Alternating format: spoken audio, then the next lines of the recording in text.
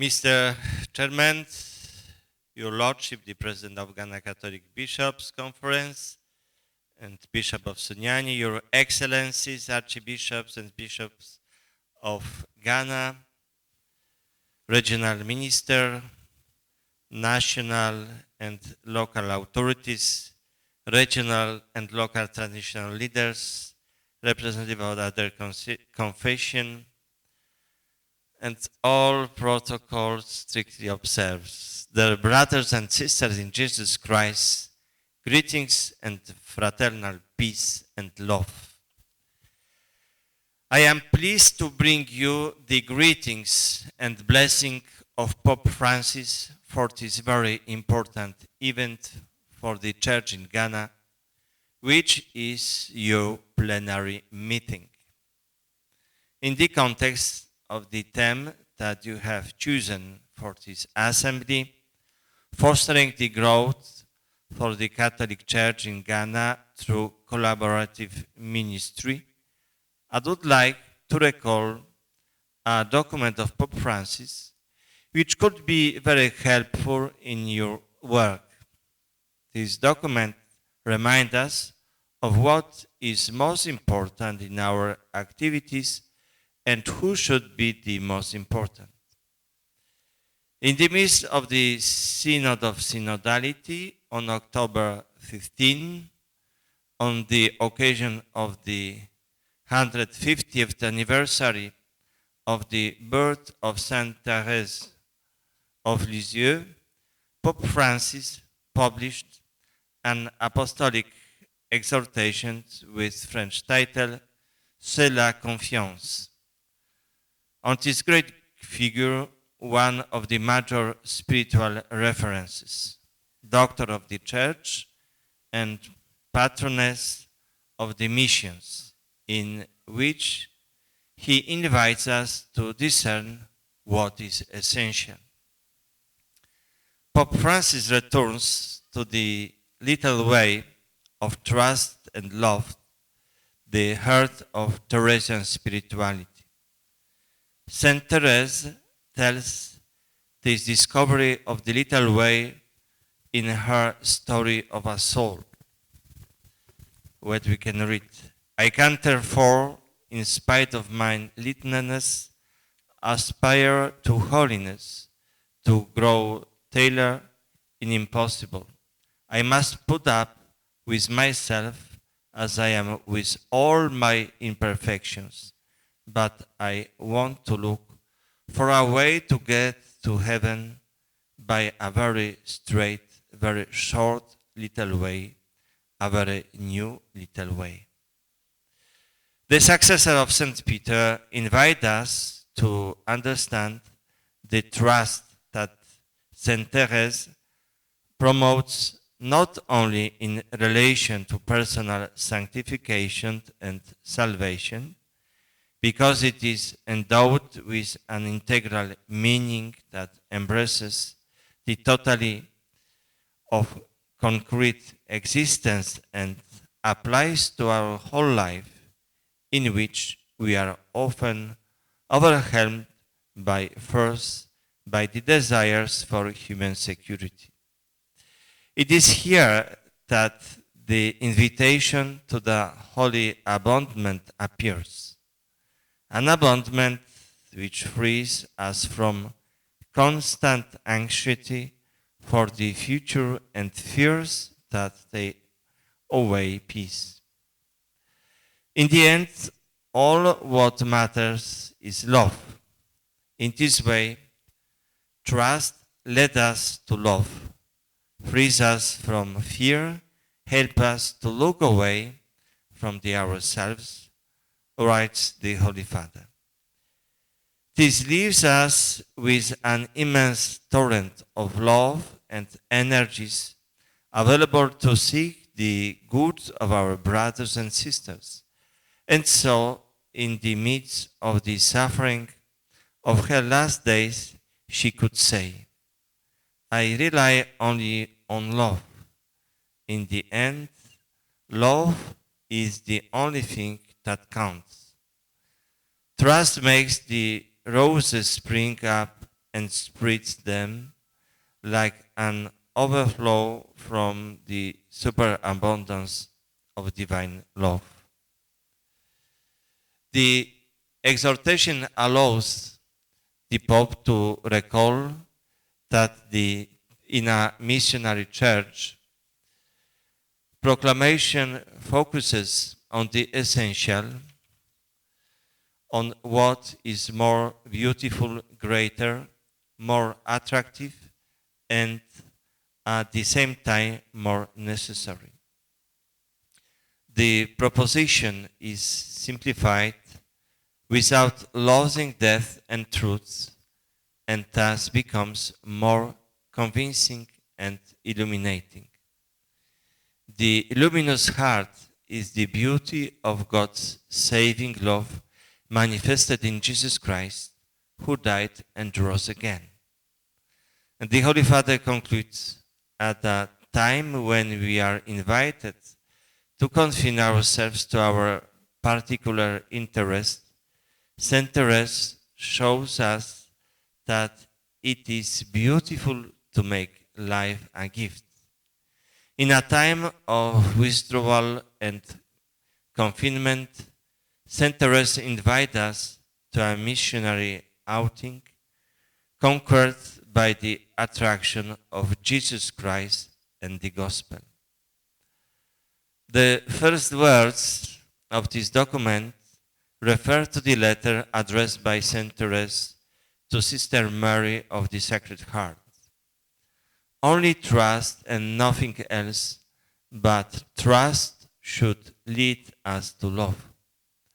According to the Pope, these words summarize the genius of Saint Therese's spirituality.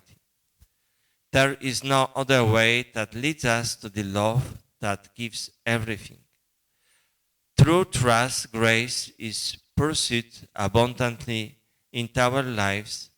The gospel becomes flesh in us and transforms us into a path of mercy for our brothers and sisters. Pope Francis emphasizes her focus on the person of Jesus, her only love. Saint Therese stresses the apostolic and missionary spirit and the desire to save souls, as well as the path of spiritual childhood that she indicates, a path opened by Jesus to the little ones and the poor, to everyone. She draws attention to the primacy of God's grace, without which it is impossible to understand her trust.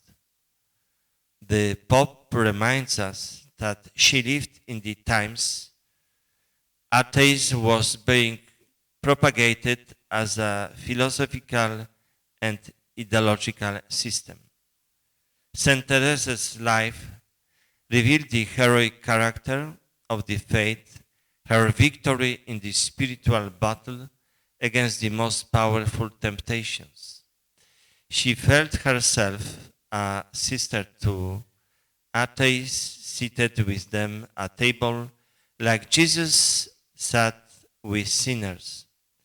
She interceded for them, ever renewing her own act of faith in constant loving communion with the Lord. The Holy Father reminds us that at present we are witnessing the emergence of new ideologies that exclude God and tempt man with the illusion of self-salvation.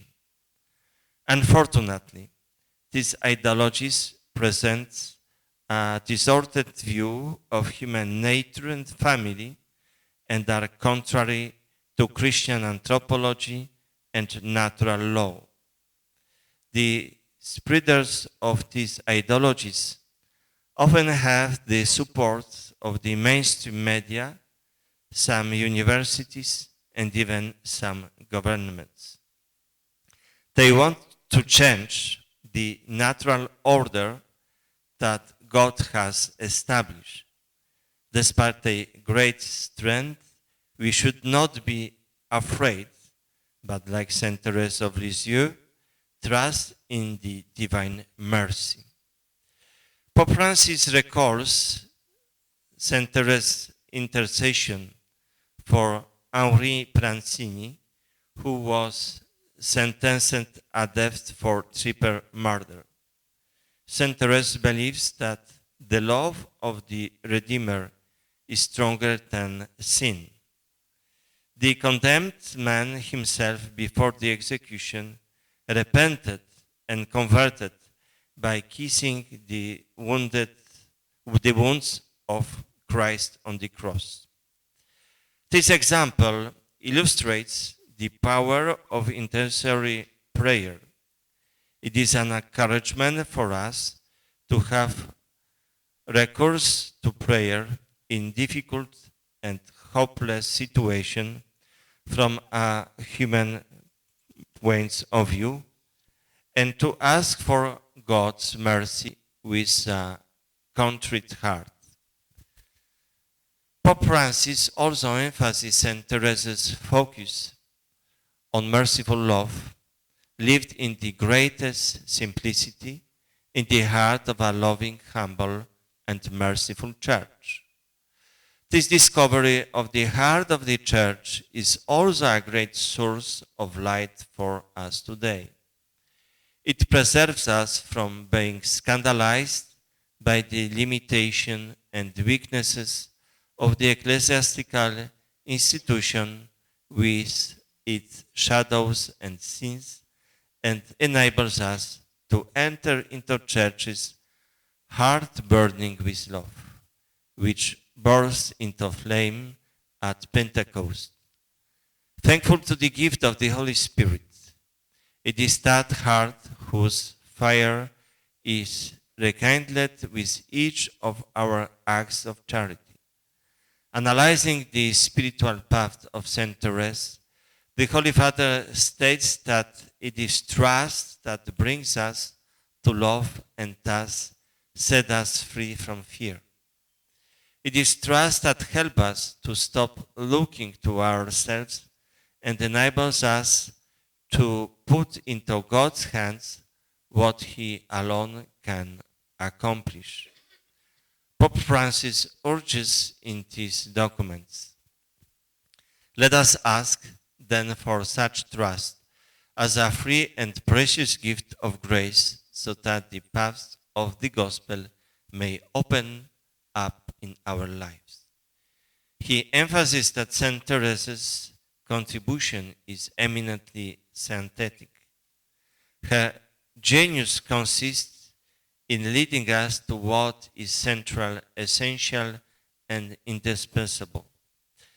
By her words and her personal experience, she shows that while it is true that all the Church's teachings and rules have their importance, their value, their clarity, some are more urgent and more foundational for the Christian life. That is where Saint Therese directed her eyes and her heart. The Holy Father invites us to assimilate her brilliant intuition and to draw from it theoretical and practical, doctrinal and pastoral and communal consequences.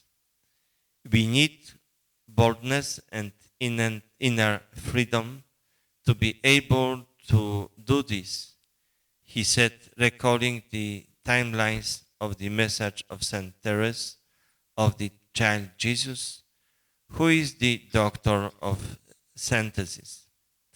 The Holy Father emphasized that she is a pilgrim with us, doing good on earth as she desired.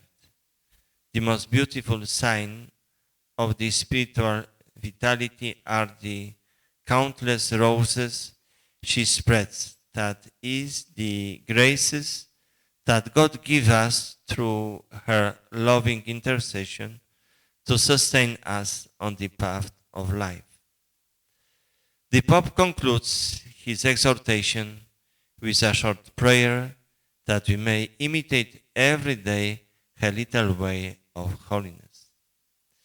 In all our activities, we should remind ourselves also the last canon of the Code of Canon Law, number 1752, the salvation of souls, which must always be the supreme law in the Church, is to be kept before one's eyes. Thank you.